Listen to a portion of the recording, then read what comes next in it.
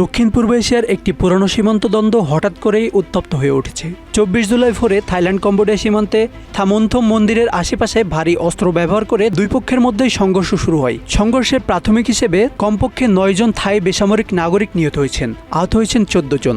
নিরাপদে সরিয়ে নেওয়া হয়েছে শিশু, বৃদ্ধাসহ অনেককেই।